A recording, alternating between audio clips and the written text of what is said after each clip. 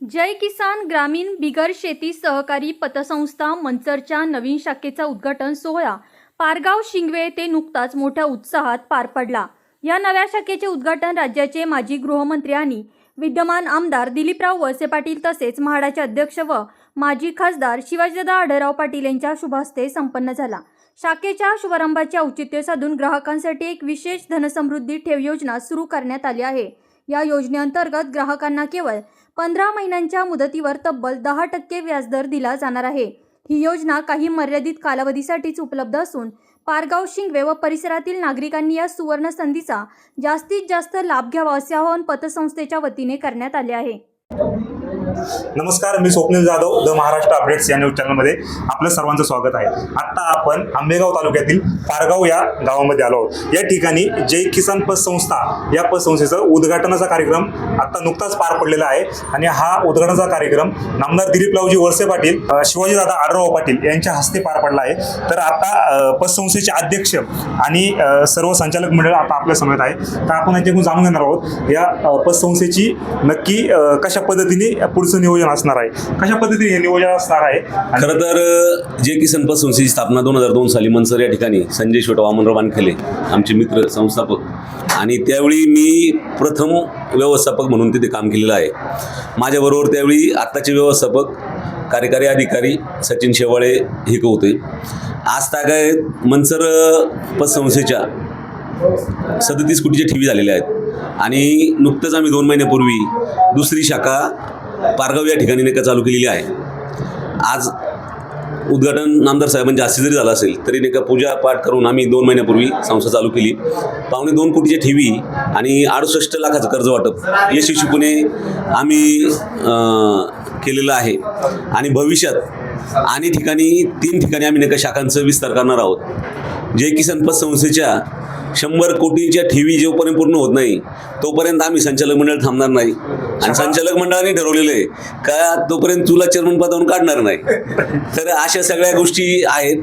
विनोदाचा भाग सोडून द्या, पण सर्व संचालक मंडळाचं मानस आहे की 100 कोटीच्या ठेवी आमचं उद्दिष्ट आहे।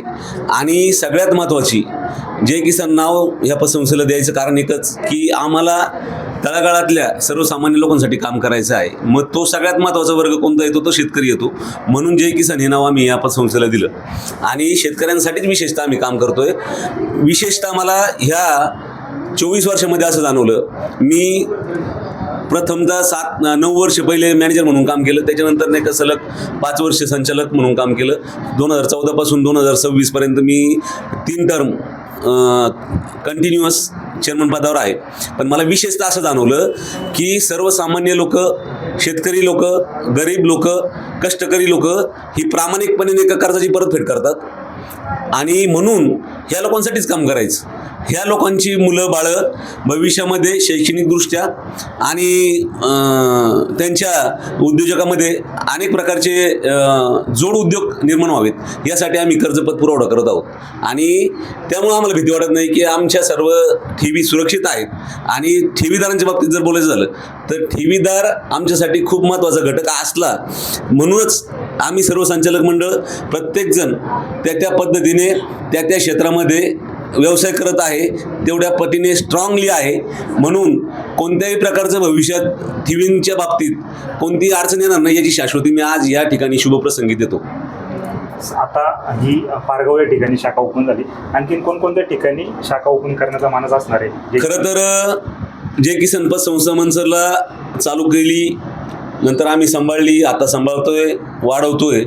पण हे सगळ्या गोष्टी करत असताना एक गोष्ट प्रामुख्याने जाणवत होती की आर्थिक क्षेत्रामध्ये खूप मोठं कॉम्पिटिशन निर्माण झालेलं आहे। आपण पाहतो पतसंस्थांचं जाळं खूप मोठ्या प्रमाणात नाही का उभं राहिलेलं आहे, सावकारकी पूर्णपणे मोडीत निघालेली आहे। पण हे सगळं करत असताना एक मनामध्ये भीती होती की आपण संस्था वाढवतोय खरी, पण ती टिकवता आली पाहिजे। म्हणून आम्ही सर्व संचालक मंडळ विचार करतो की आपली एकच संस्था आहे, ठीक आहे तिलाच मोठं करू, जर कोणत्याही गोष्टीचं एक्सपांड करायचं असेल, आपल्याला मोठ्या स्वरूपात पुढं समाजामध्ये जायचं असेल, तालुक्यात जायचं असेल तर अनेक शाखा विस्तार करणं गरजेचे आहेत। योगायोगाने माझे पाहुणे उपायुक्त होते, मग त्यांच्याकडे सगळ्या कागदांचा पाठपुरावा करून बायलॉजमध्ये त्या ह्याच्यामध्ये संस्थेचे सगळे पेपर देऊन 4 शाखांची नाही का मंजुरी आम्हाला मिळाली. त्यामध्ये पारगाव, घोडेगाव, कळंब आणि पेठ. तर त्याच्यामध्ये आम्ही विचार केला की पारगाव हे गाव हे खरं डेव्हलप्ड गाव आहे.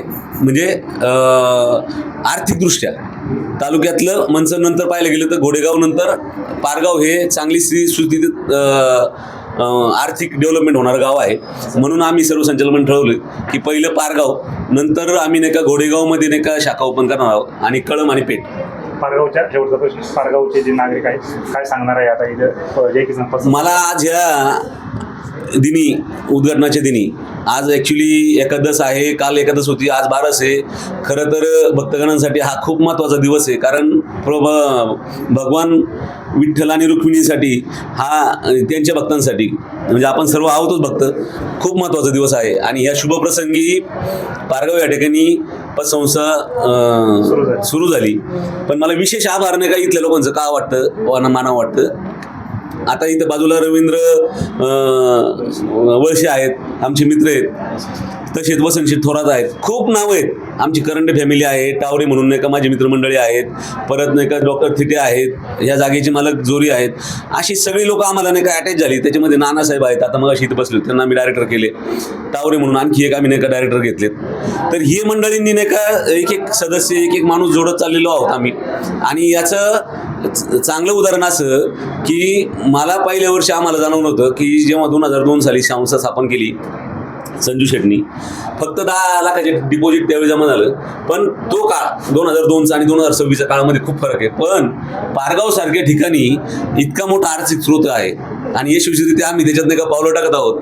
मला खात्री आहे की ह्या वर्षामध्ये कमीत कमी आम्ही नाही का ह्या मार्च अखेरपर्यंत पारगाव या ठिकाणी या शाखेच्या 10 कोटीच्या ठेवी असणार आहेत आणि 100% असणार आहेत. आपण नाही का बॅलन्स शीटला पुढच्या वर्षी नक्की भेटू. म्हणून या सगळ्या लोकांचं कौतुक करायचे, या सगळ्या मित्रमंडळींचं कौतुक करायचे आणि यांचे मनापासून आभार व्यक्त करून धन्यवाद द्यायचे. एक हे आपलं टेम्पलेट आहे. आता ठेवींवरती काय ऑफर आहे, सध्या व्याजदर आहे? ॲक्च्युली सांगणंच गरजेचं आहे. 15 महिन्यासाठी आम्ही 10% ठेवी गोळा करतोय.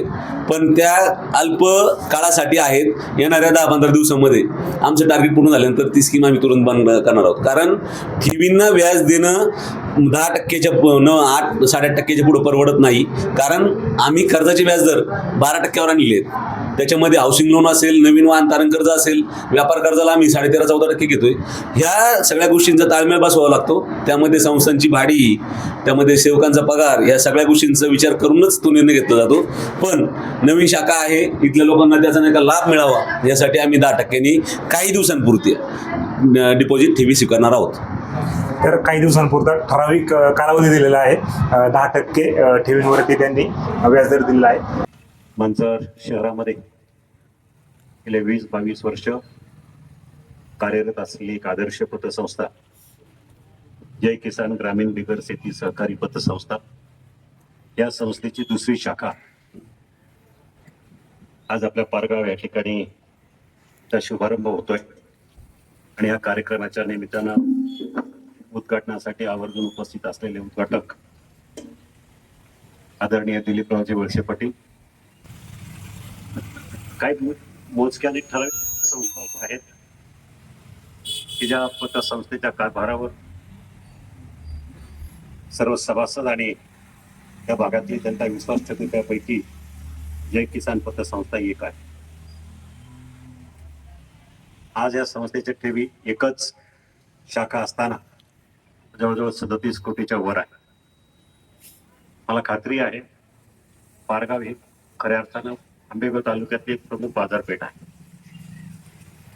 आणि त्यामुळं या संस्थेची वाढ लवकरात लवकर मोठ्या प्रमाणात होईल. मला आठवत आहे ज्यावेळेला आमच्या भैरवनाथ पतसंस्थेची शाखा मी पारगावला चालू केली, त्याला जवळजवळ 20-एक वर्ष झाली असतील, 15-20 वर्ष तर नक्कीच झाली. आणि आम्ही सुद्धा संस्थेची सुरुवात तर खूप वर्षापूर्वी केली, 30-35 वर्ष झाली. पण आज जवळजवळ 650 कोटी रुपयाच्या ठेवी आहे आणि संस्थेचा टर्नओव्हर जवळजवळ 1100-1200 कोटी रुपयाच्या आसपास आहे. ग्रामीण भागामध्ये खऱ्या अर्थानं आर्थिक स्रोत म्हणजे लोक हक्कानं पतसंस्थाकडे वळतात आणि पतसंस्था सुद्धा गोरगरिबांची ओळख आणि त्यांची निकट लक्षात घेऊन त्वरित कर्ज वितरण करतात. प्रशांतजी बागल आणि त्यांच्या सहकार्याने 2001-2 मध्ये या जय किसान पतसंस्थेची स्थापना केली. आज अतिशय प्रामाणिकपणानं पारदर्शक पद्धतीनं या पतसंस्थेचा कारभार करून त्यांनी एक चांगली स्थिती या संस्थेसाठी निर्माण केलेली आहे. आता ज्या वेळेला संस्था समृद्ध होते त्यावेळेला त्याच्या विस्तारीकरणाचा प्रयत्न करायला पाहिजे आणि तो प्रयत्न त्यांनी त्यांच्या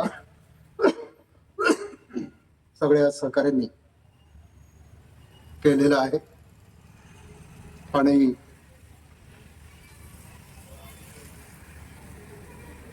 त्याच्यातूनच आज या दुसऱ्या शाखेची सुरुवात इथे केलेली आहे.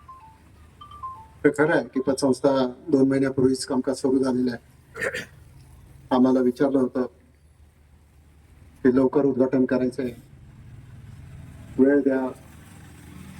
वेळेचं गणित काही बसत नाही म्हणून आम्ही त्यांना सांगितलं उद्घाटनासाठी अडून बसू नका, संस्थेचा कारभार करून टाका. तुमच्या आमच्या सोयीप्रमाणे आपण एका दिवशी याचा उद्घाटनाचा कार्यक्रम करू.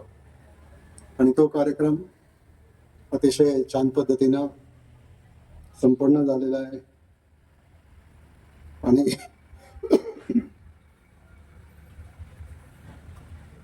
भविष्य काळामध्ये तुम्ही सगळ्यांनी चांगली वाटचाल करावी याच्यासाठी आमच्या सगळ्यांच्या मनापासूनच्या शुभेच्छा आहेत.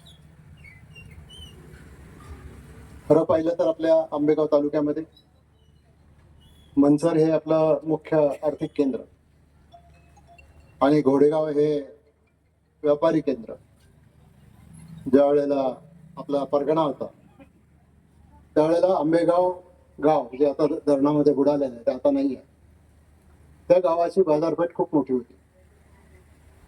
आंबेगाव गाव धरणाच्या पाण्यामध्ये गेल्यानंतर घोडेगावला त्या बाजारपेठेचं स्वरूप त्या ठिकाणी आहे आणि आज आपल्या परिसरामध्ये भीमाशंकर सहकारी साखर कारखाना उभा राहिल्यानंतर